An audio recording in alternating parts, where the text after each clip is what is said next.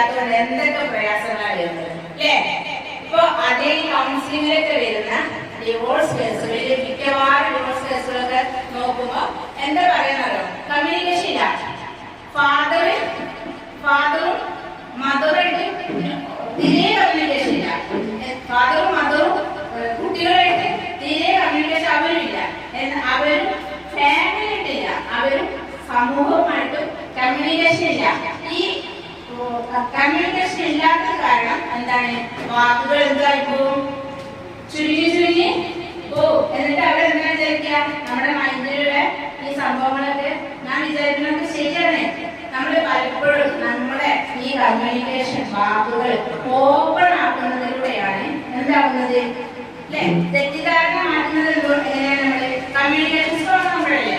അപ്പൊ നമ്മുടെ മക്കൾക്ക് പറഞ്ഞു കൊടുക്കുന്ന കുറച്ച് കാര്യങ്ങളുണ്ട് എന്ന് നമ്മുടെ മക്കൾക്ക് പറഞ്ഞു കൊടുക്കണ്ടേ?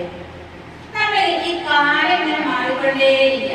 നമ്മുടെ മുന്നിലുള്ള കാലം ഇങ്ങനെ എന്താ ഇന്ന് കണ്ടതല്ല നാളെ കണ്ടതല്ല മറ്റന്നാൾ മാറിക്കൊണ്ടേയിരിക്കുന്ന ഈ കാലഘട്ടത്തിൽ മാറാത്ത ഒരു കാര്യമുണ്ട്. അതെന്താണെന്നറിയോ? മാറിക്കൊണ്ടിരിക്കുന്ന ഈ കാലഘട്ടത്തിൽ മാറാത്ത ചില കാര്യങ്ങളുണ്ട്. അതെന്താ? മൂല്യങ്ങൾ അല്ലെ? എന്താ മൂല്യങ്ങൾ?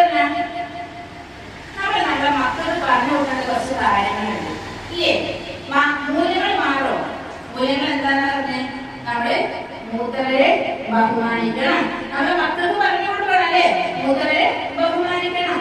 വീട്ടില് പ്രായമായിട്ടുണ്ടെങ്കിൽ അവരെ ആദരിക്കണം. അത് നമുക്ക് പറഞ്ഞു കൊടുക്കാം. പിന്നെ നമ്മുടെ ഫാമിലി സ്റ്റാറ്റസ്, അതായത് പണ്ട് നല്ല രീതിയിൽ ജീവിച്ച ആൾക്കാരുണ്ടാവും അല്ലെ?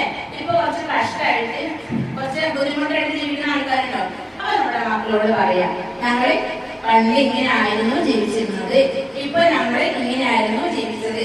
അപ്പൊ മക്കൾക്ക് എന്ത് മനസ്സിലാവും? നമ്മള് സഫർ ചെയ്ത വഴികളിലൂടെ മക്കൾ പോകാൻ തുടങ്ങും ഇല്ലേ?